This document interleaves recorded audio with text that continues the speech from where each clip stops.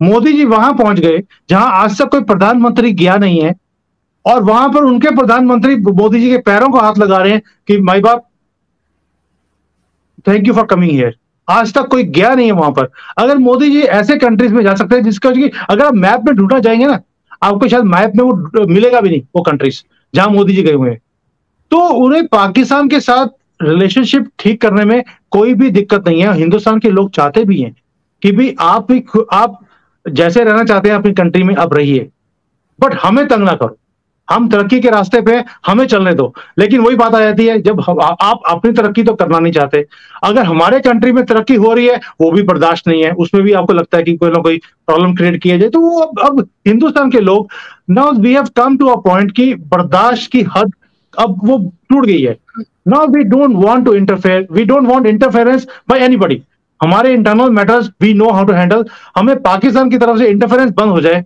हम आज as far as government is concern, मेरी बात बहुत जो कैबिनेट मिनिस्टर्स हैं दिल्ली के अंदर, मेरी बात होती रहती है, मैं उनके साथ मेरा 1-to-1 कनेक्शंस भी हैं। Everybody wants piece.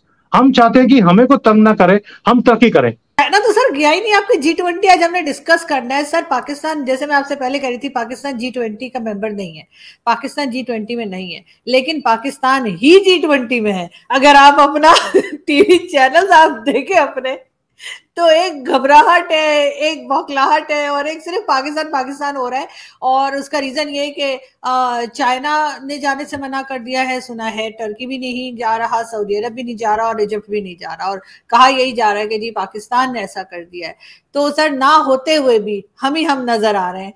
तो क्या लग रहा है सर आपको, कैसा महसूस कर रहे हैं आप?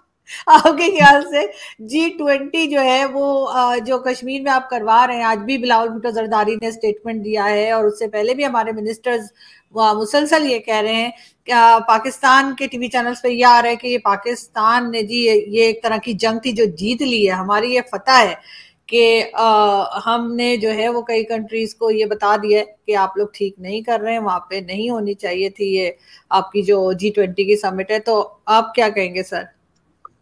देखिए आरजू जी, सबसे पहले तो आपकी कंट्री को मुबारकबाद, आप G7 के मेंबर बन रहे हैं। और हम तो G20 करा रहे हैं, लेकिन पाकिस्तान G7 का मेंबर बन रहा है।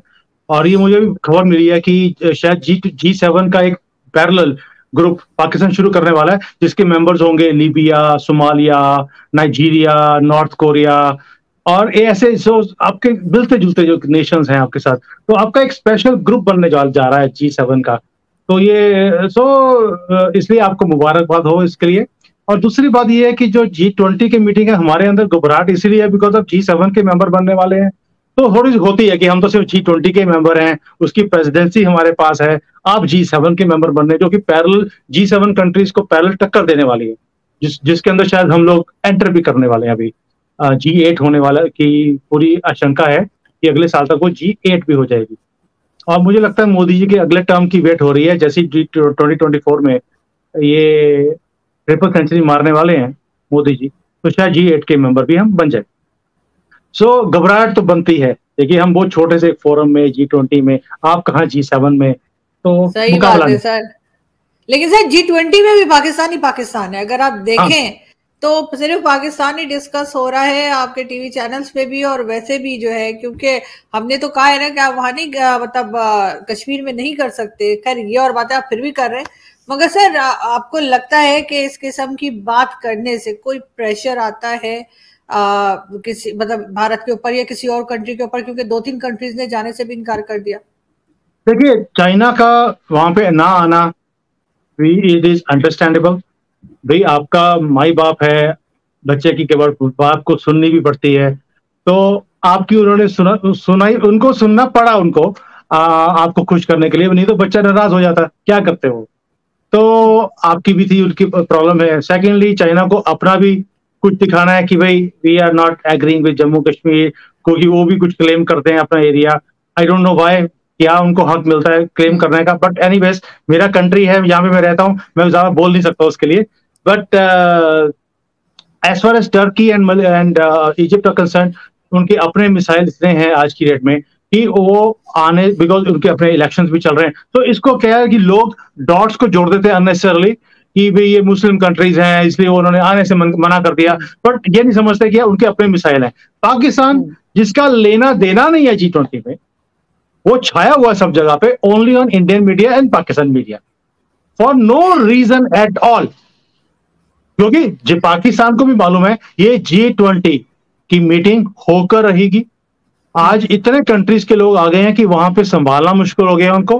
गुलमर्ग की मीटिंग तक कैंसिल करनी पड़ी, उनको लेके जाना था गुलमर्ग घुमाने के लिए, बट वहां पे क्या कि वो इतने लोगों को फिर हैंडल करना, लेके जाना, देखिए there is the influx 100 country से ज्यादा की तो एक्सपेक्टेशन है कि लोग आने वाले हैं, ये 100 डेलीगेट्स आने वाले हैं। So it's a big thing for Kashmir, it is big thing for India. और एक जिसको बोलते हैं कि एक डेवलपमेंट का जो मैसेज हम दे रहे हैं कश्मीर को भी और पूरे वर्ल्ड को भी, ये चीज है जो पाकिस्तान को क्या कहते हैं उसको खटकती है। रीजन बीइंग क्योंकि डेवलपमेंट और पाकिस्तान दोनों इकट्ठे नहीं रह सकते। जहां पर डेवलपमेंट की बात होगी पाकिस्तानियों को प्रॉब्लम आनी ही आनी है। वो कहते हैं ये जैसे उन्होंने अपनी कंट्री चलाई है, क्योंकि वो G7 में जैसे जा रहे हैं अभी, तो वो कहते हैं कि हम इतनी ऊंचाइयों को छू रहे हैं, नाइजीरिया, सोमालिया ऐसी कंट्रीज के ग्रुप में जा रहे हैं और कहाँ G20 में मीटिंग करा रहे हैं। थोड़ी मिर्ची तो लगती है, बट इट्स ओके। लेकिन सर वो तो सही है, लेकिन हमें तो चले जिस वजह से भी मिर्ची लगती है, आप लोगों को क्यों लग रही है सर? आप लोग क्यों इतने परेशान हैं? इसलिए कि आप लोगों को अगर पाकिस्तान देखे सर, कुछ भी कहिए, डिस्प्यूटेड एरिया तो है, उसके ऊपर अभी डायलॉग भी चल रहे हैं, बातचीत हो रही है, झगड़ा भी हो रहा है, कई जंगे भी लड़ चुके हैं और ट्रेड भी बंद हो गई, क्या कुछ हो गया। तो जब पाकिस्तान की साइड पे जो कश्मीर है, वहां पे हमने क्रिकेट लीग करवाई थी कुछ टाइम पहले, तो उसके ऊपर भारत ने बड़ा एतराज किया था कि ये ऐसे कैसे कर सकते हैं और यहाँ पे कैसे क्रिकेट हो रही है या क्रिकेट का इवेंट कैसे कर रहा है पाकिस्तान। तो अब अगर आप लोग वहां पर इवेंट करेंगे कश्मीर में, तो क्या आपने क्या सोचा? सरदार बहुत खुश होगा, शाबाशी देगा? नहीं सर, सरदार शोर मचाएगा और वो मचा रहा है। तो मैं भी ये कह रही हूँ ना कि जब हम इवेंट करते तो आप एतराज करते, तो हमारा तो फिर हक बनता है ना सर। तो सर ये डिस्प्यूट क्यों नहीं सॉल्व होता आपके ख्याल से? इतना टाइम गुजर गया, इतनी जंगे। It is very easy Arzoo ji, it's very to solve the dispute. आप पीओ के वापस कर दो, डिस्प्यूट खत्म हो गया। भाई हमारा तो हक है इसके ऊपर, आपका किस तरह से हक है मुझे मालूम नहीं है। Anyways you claim it, is very easy. आपको कोई $10 बिलियन चाहिए होंगे, आप आराम से मोदी जी को फोन करो एक बार कि भाई 10 बिलियन दे दो, 5 बिलियन दे दो, पीओ के ले लो। We will happily give that money to you. आपको 20 चाहिए, आप 20 ले लीजिए। आपको तो डॉलर चाहिए जो कि अल्टीमेटली लंदन और अमेरिका में जाने हैं, but we are ready to give that money to you. हमें कोई दिक्कत नहीं है। आप जब चाहेंगे हम डिस्प्यूट को 1 सेकंड में खत्म कर देंगे। आप सही ऐसे कैसे सर? मुझे मोदी जी का नंबर बताइए, मैं अभी कॉल करती हूँ। नहीं सर, ऐसे अगर इतना आसान होता तो सर कब का प्रॉब्लम सॉल्व हो गया होता। लेकिन सर ना तो इतने सालों में 1 इंच जमीन आप ले सके और ना हम ले सके। मैं ये नहीं कह रही हम ले सके, हम भी नहीं ले सके। लेकिन सर आपको नहीं लगता कि सिर्फ यही एक मेन डिस्प्यूट है जिसकी वजह से दोनों कंट्रीज में टेंशन बनी हुई है? और अगर इसको सॉल्व कर दिया किसी भी गवर्नमेंट ने तो फिर कुछ हालात बेहतर हो जाएंगे, खासतौर पे आम पब्लिक के लिए। आरजू जी देखिए, हिंदुस्तान की तरफ से आई कैन एश्योर यू कि हमने बड़ी बार कोशिश किया है। You can also know that Vajpayee ji से लेकर इवन मोदी जी ने जो काम किया था आपके नवाज शरीफ के टाइम पर, व्हेन ही वेंट देयर, किसी को बिना बताए, बिना कोई क्लियरेंस लिए सिक्योरिटी की, वो गए वहां पर। उसके बाद हमेशा एक बैक स्टेपिंग होती है। Now we can say that, लेकिन आप बताइए कि आपकी तरफ से जब रिप्लाई दूसरी तरह से आता है तो वो बर्दाश्त नहीं होता। और अब मोदी जी थोड़ा सा वैसे भी थोड़े स्ट्रांग लीडर हैं, वो मनमोहन सिंह की तरह मौन सिंह नहीं है और रिमोट कंट्रोल से चलने वाले नहीं है। ये तो सबको रिमोट से चलाने वाले लोग हैं Modi ji. So he is not going to back down.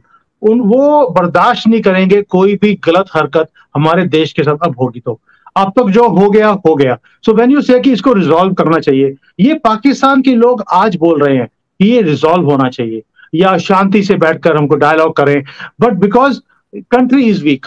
जब पाकिस्तान थोड़ी सी स्ट्रांग पोजीशन में आता है उसका एक ही मकसद होता है। तो ISI आपकी जो है वो एक वीडियोस निकालनी शुरू कर देगी बच्चों के साथ कि हम दिल्ली में जाके झंडा लहराएंगे पाकिस्तान का और वो कोरमे खाएंगे, ये खाएंगे, वो खाएंगे। तो when you have this kind of ideology, आप बताइए हिंदुस्तान के लोग या गवर्नमेंट क्या करे? We want to resolve, there is no doubt.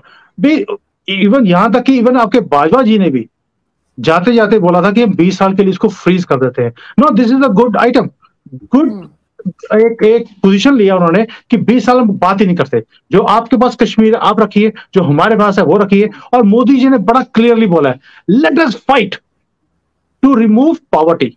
हम गरीबी के अगेंस्ट जंग लड़ते हैं, हम डेवलपमेंट के अगेंस्ट, ये आप भी तरक्की करें हम भी तरक्की करें, एक हेल्थी कंपटीशन लेके आते हैं, हम ट्रेड को शुरू करें, हम लोगों का एक दूसरे के साथ जो इंटरेक्शन है, आना जाना, वो शुरू करें।